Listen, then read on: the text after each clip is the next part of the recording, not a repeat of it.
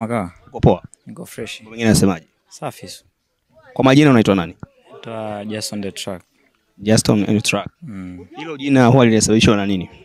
Limesababishwa kwa sababu ni jina ambalo nimelipenda kwa sababu kulingana na kazi ninayoifanya. Mimi ni producer kwa ufupi. Okay, wewe ni producer. Producer wa nyimbo zipi hasa?